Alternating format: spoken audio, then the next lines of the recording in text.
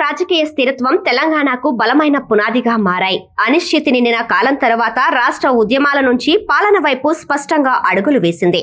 ముఖ్యమంత్రి రేవంత్ రెడ్డి నాయకత్వంలో పాలన ఇప్పుడు ఫలితాలు, బాధ్యత, ప్రజలకు సేవలపై కేంద్రీకృతమైంది. ఈ స్థిరత్వం ప్రజలు, పెట్టుబడిదారులు, గ్లోబల్ భాగస్వాముల విశ్వాసాన్ని తిరిగి తెచ్చింది. తెలంగాణ పెట్టుబడులకు సిద్ధంగా ఉందన్న స్పష్టమైన సంకేతాన్ని ప్రపంచానికి పంపుతోంది.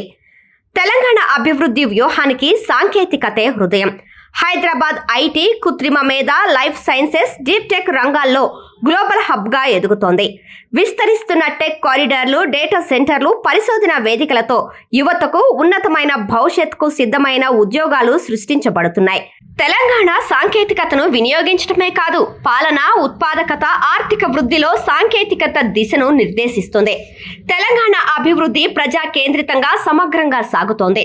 సంక్షేమ పథకాలు పారదర్శకంగా, సమర్థవంతంగా అందేలా ప్రభుత్వం డిజిటల్ వేదికలు, డేటా ఆధారిత వ్యవస్థలను వినియోగిస్తుంది. రైతులు, మహిళలు, విద్యార్థులు, కార్మికులు ప్రతి వర్గానికి ప్రయోజనాలు చేరేలా లీకేజీలు తగ్గించి చివరి అంచుకు సేవలు చేరుతున్నాయి. ఇక్కడ అభివృద్ధి నగరాలకే పరిమితం కాదు, గ్రామాలు, సముదాయాలు, తరతరాలకు పంచబడుతోంది. బలమైన గ్లోబల్ దృష్టితో తెలంగాణ అంతర్జాతీయ సరఫరా గొలుసుల్లో కీలక పాత్ర పోషించేందుకు సిద్ధమవుతోంది. ఆహారం, ఇంధనం, సాంకేతికత, నైపుణ్యం, మానవ వనరుల్లో స్వయం సమృద్ధిగా మారడమే లక్ష్యం. ప్రపంచంలోని ఉత్తమ తయారీ, నవోత్తమ కేంద్రాలతో పోటీ పడే స్థాయికి తెలంగాణ ఎదగనుంది.